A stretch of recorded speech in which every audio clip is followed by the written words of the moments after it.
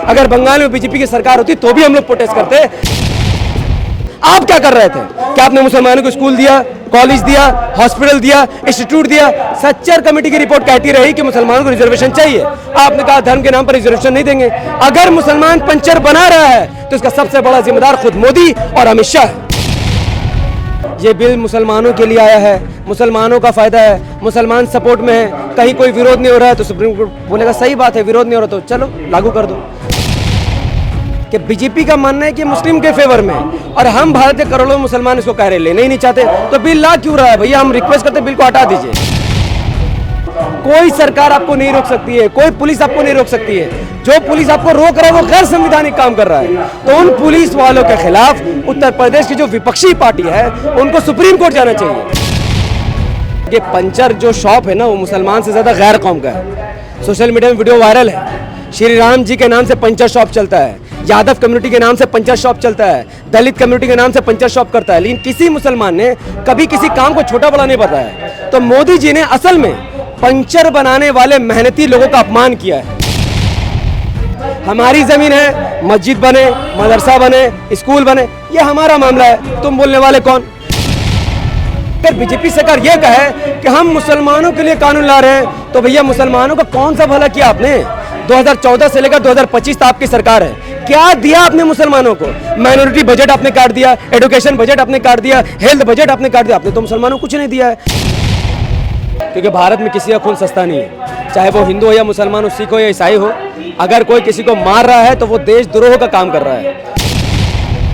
देखिए, अगर आप प्रदर्शन नहीं करेंगे, अगर घर से बाहर नहीं निकलेंगे तो सुप्रीम कोर्ट का जैसा फैसला है वो सब चेंज हो जाएगा। सुप्रीम कोर्ट को ये दिखाना ज़रूरी है कि भाई ये बिल हमारे साथ नहीं, हमारे खिलाफ है। क्योंकि अमित शाह का ये कहना है कि ये बिल के समर्थन में बहुत सारे मुसलमान हैं।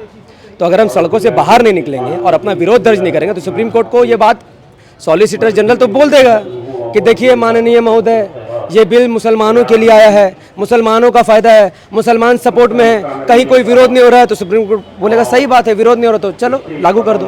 तो जब आप विरोध करेंगे, करोड़ों मुसलमान सड़कों पर होंगे, संविधान के लिए, देश के लिए नारे लगाएंगे और कहेंगे हम इस बिल को स्वीकार नहीं करते, तो हमारा जो वकील है वो सुप्रीम कोर्ट में कहेगा कि बीजेपी का मानना है कि मुस्लिम के फेवर में, और हम भारत के करोड़ों मुसलमान इसको कह रहे लेने ही नहीं चाहते, तो बिल ला क्यों रहा है? भैया हम रिक्वेस्ट करते बिल को हटा दीजिए।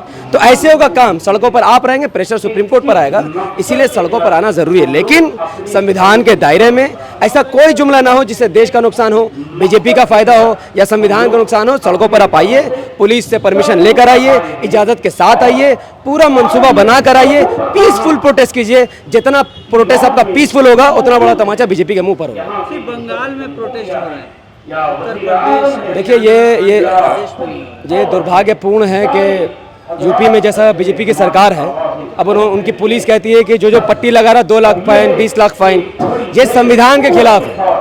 एक पुलिस हो या जज हो, कोई भी फैसला संविधान के खिलाफ नहीं होता है। पुलिस को संविधान ने इतना पावर दिया ही नहीं है कि वो अपनी मर्जी से सजा सुनाना शुरू कर दे। अगर कोई रेप करता है तो जो सजा का प्रावधान है वही उसको देना पड़ेगा, रोड में लाकर तो उसको काट नहीं सकते। बात समझिए, अगर कोई क्राइम कर रहा है, जैसा इस्लाम में चोरी करने का हाथ काट दो, तो यहाँ तो शरिया नहीं है, यहाँ संविधान है और हम सब उसका सम्मान करते हैं। तो जो चोरी करेगा उसका 2 साल 6 साल का सजा उसको मिलेगा। कोई पुलिस वाला अगर ये कहे कि ये चोरी करता है, संविधान और कानून कहता है कि 2 साल की सजा, मैं उसका हाथ काट दूं, तो इसको तो भारत के लोग एक्सेप्ट नहीं करेंगे।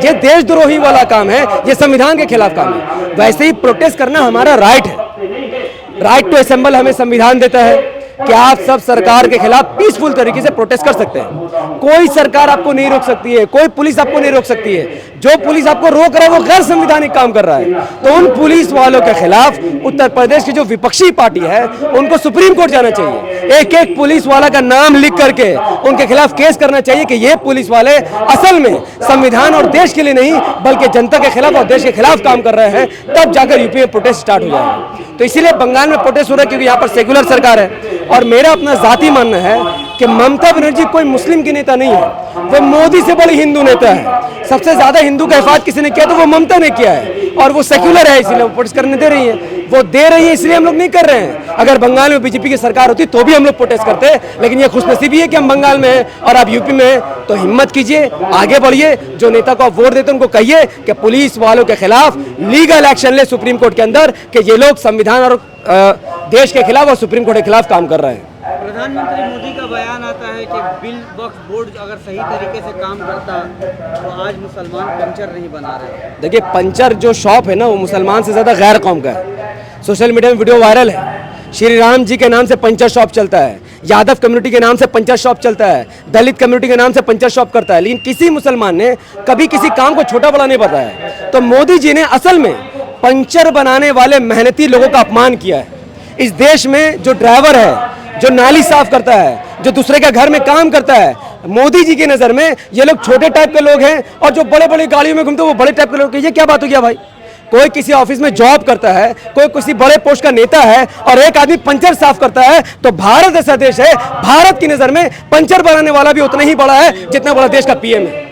उसी पंचर बनाने वाले से जो आप नफरत कर रहे हैं ना, वो पंचर बनाने वाला भी जब कोई सामान खरीदता है तो वो टैक्स देता है। उस पंचर वाले के पैसे से तो आपका घर चलता है, तो पंचर वाले से घिरना क्यों? दूसरी बात, वक्फ बिल का सही यूज होने से मुसलमान पंचर, भाई वक्फ का ये जिम्मेदारी नहीं है कि वो मुसलमानों को ठेका, ये हमारा पर्सनल मामला है। हमारी जमीन है, मस्जिद बने, मदरसा बने, स्कूल बने, ये हमारा मामला है। तुम बोलने वाले कौन? अगर मुसलमान पंचर बना रहा है और आप कह रहे हैं कि ये वक्फ की वजह से है, इसका मतलब आपने अपनी सरकार पर तोहमत लगाई है। 10 सालों से बीजेपी की सरकार है, तो आपने मुसलमानों के लिए ऐसा क्या किया कि मुसलमान पंचर बना रहा है? अरे वक्फ बोर्ड तो चलो चोरी कर रहा, मान लिया, चलो आप क्या कर रहे थे? क्या आपने मुसलमानों को स्कूल दिया, कॉलेज दिया, हॉस्पिटल दिया, इंस्टीट्यूट दिया? सच्चर कमेटी की रिपोर्ट कहती रही कि मुसलमानों को रिजर्वेशन चाहिए, आपने कहा धर्म के नाम पर रिजर्वेशन नहीं देंगे। अगर मुसलमान पंचर बना रहा है तो इसका सबसे बड़ा जिम्मेदार खुद मोदी और अमित शाह है। लेकिन ये बिल कहा जा रहा है कि मुसलमानों के हित में है, महिलाओं के हित में, जो पिछड़े वर्ग की महिलाएं हैं उन्हें जो है एम्पावर करने के लिए इस बिल को लाया गया है। देखिए, ये तो ऐसी बात हो गई कि भेड़िया अगर कहेगा कि हम खरगोश को बचाने के लिए चुनाव लड़ रहे हैं तो कोई खरगोश तो नहीं मानेगा। भेड़िया का काम है खरगोश को खाना, तो खरगोश तो हमेशा भेड़िया से बच के रहेगा। वैसे ही अगर बीजेपी सरकार ये कहे कि हम मुसलमानों के लिए कानून ला रहे हैं, तो भैया मुसलमानों का कौन सा भला किया आपने?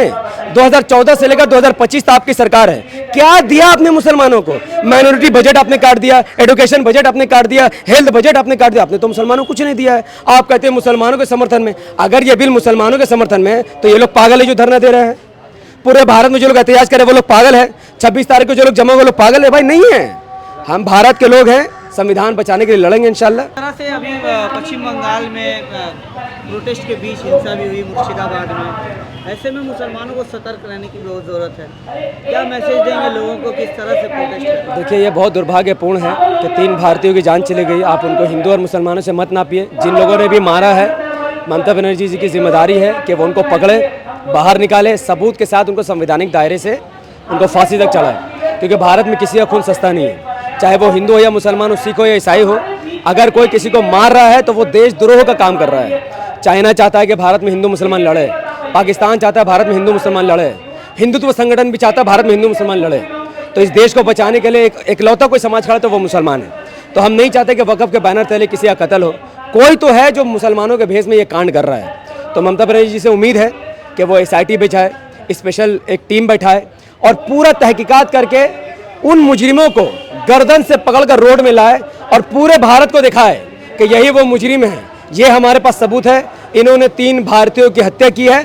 अब इनको कोर्ट के जरिए से हम लोग फांसी तक चलाएंगे, तब जाकर भारत में एक पैगाम जाएगा। और दूसरी बात, ऐसी घटनाओं को रोकने का देखिए एक तरीका है।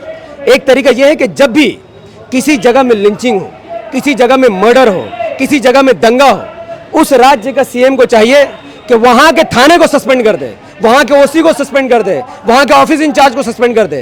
क्योंकि जब थाना वहाँ है और वहीं मर्डर हो रहा है तो सबसे पहले उन पुलिस वालों पर कार्रवाई होनी चाहिए, तब जाकर पूरे भारत में लिंचिंग भिंचिंग खत्म। तब जहाँ जहाँ पुलिस वालों लगेगा कि भैया मेरा जॉब, एक पुलिस वालों का चाहिए, उनको सबसे प्यारा अपना जॉब रहता है कि मेरा जॉब नहीं जाना चाहिए, चाहे जो करना पड़ा करेंगे।